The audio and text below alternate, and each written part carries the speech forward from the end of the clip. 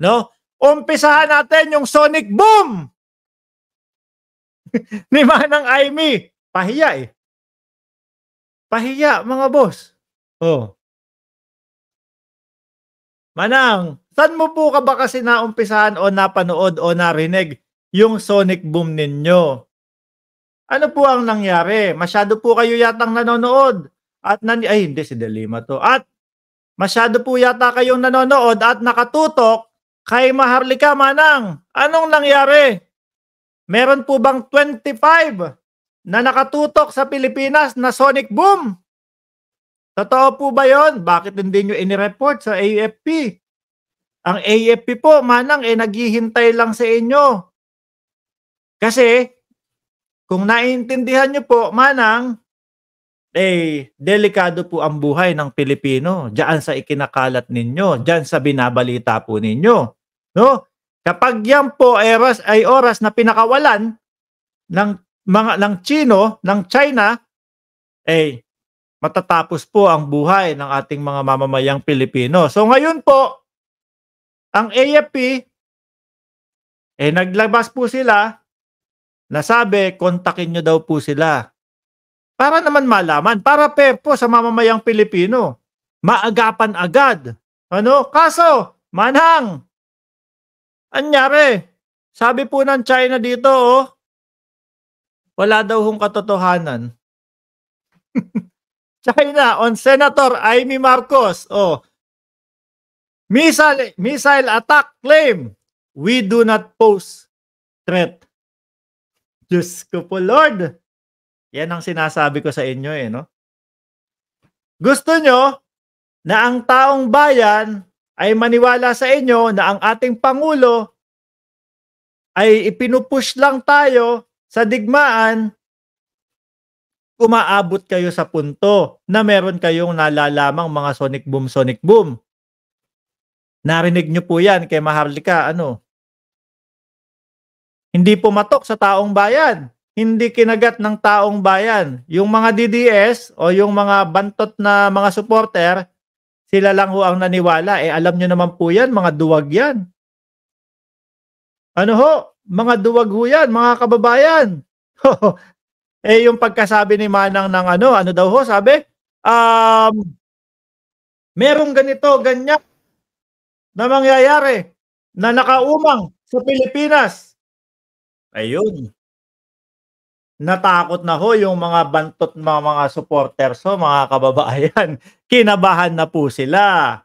Di ho ba? Sabi ni Joel Carino, gustong magpabidan, di niya alam ang result ng mga mamamayang Pilipino, magkakatensyon gawa niya. Hanggang ngayon ho yata, parang hindi nagpapaliwanag at hindi pumupunta sa AFP. Si Manang Aimee. Anyari? Baka nga gawa-gawa lang ho kasi talaga. Mga kababayan? DJ John, first squad ever. Shout out sa iyo.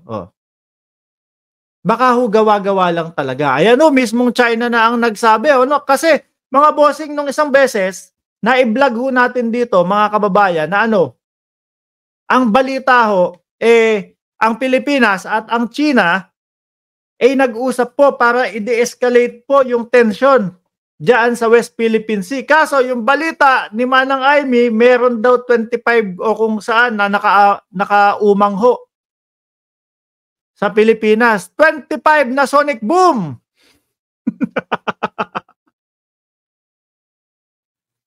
Mga kababayan, napapabalita din ho dito kay Manang Aimee na siya daw ho, kumbaga, sasailalim o masasama doon sa senatorial slate po ng administrasyon, mga bossing. O papayag ho ba kayo? Kayo ho ba so solid na bumoto sa 12 senatorial slate po, mga kababayan? Ako, sabi ko nga sa inyo, medyo nadala na ako nung nakaraang botohan o eleksyon. 12, nung sabi ko, sinisigaw ko sa inyo nun, 12, pagkakatiwalaan ko ang Pangulo dito sa 12 na ito. Kahit pala pagkatiwalaan natin ng Pangulo, yung iba may talagang mga pang sariling pakay lang, kagaya nila Roque. Hindi nanalo. Ngayon, ano ginagawa? laban na sa Pangulo. Si Robin Padilla na nakikisali doon, oh, ano po, siya din, ayaw lang magpahalata. Pero kumbaga laban na din sa Pangulo 'yan, mga kababayan. Kaya sabi ko, kung ngayong eleksyon, 12 may ilabas ang administrasyon, pipiliin kong maigi. Hindi lahat 'yan iboboto ko na. Pipiliin ko yung sa tingin ko na talagang totoo sa ating presidente. Tapos ang gagawin ko, paglabas ko doon sa administrasyon, no, sa 12 o sa senatorial slate ng administrasyon, may titimbangin kang dalawang mga may mga ibang mga kandidato, Nandiyan yung kandidato ng mga DDS, sila Bato de la Rosa et Chepwera na ho sa akin yon. Pupunta ako doon sa mga totoong oposisyon, doon naman ako mamimili. Kasi sabi ko nga ho sa inyo mga kababayan, ang pagiging oposisyon ay maganda naman sa isang gobyerno dahil sila po ang babalanse, mga kababayan. Hindi po 100%, hindi po porket 100% kami ay nagtitiwala sa ating Pangulo, paano naman po yung mga nasa ilalim niyan? Ano ho, may kanya-kanyang mga pakay din ho yang iba dyan, mga bossing. So ang mangyayari ho, mga kababayan, mababalanse po. Mababalanse. 'Di ba? Dahil para po sa akin, ang opposition po, mga kababayan, ang hangad din po niyang mga yan is mapaganda at maiangat muli ang Pilipinas. Etong posisyon, halata mo naman kung ano lang yung gusto nila para sila ay makaupo ho, mga bossing. 'Di ba? Halata naman ho natin. Kaya kung sakali na si Senator Amy Marcos nasa administration slate, mga kababayan, sorry, wala sa listahan ko si Senator Amy. China on Senator Marcos missile attack claim, we do not pose threat. Siguro medyo tahimik na si Senator Amy dito sa binalita niya. Mga kababayan, hindi ko na ho naririnig at hindi sumagot do sa AFP. Mga bossing. Kasi sabi ng AFP, Manang, kausapin mo na kami, no? Para sa kaligtasan ng bawat Pilipino. Sabihin mo sa amin kung kanino mo na marinig yan. Siguro kapag nakipag-usap po si Manang Amy, mga kababayan, ang isasambit niya, narinig ko to kay Maharlika di mapagtatawa na naman ho, mga bossing. Di ba? Sabi ni Rebiton, Amy di marunong makisama sa mga Marcos, real talk. Sabi ni Giano Tamayo, na naginip si Manang Amy, puro dada, tinakot niya ang mamamayang Pilipino.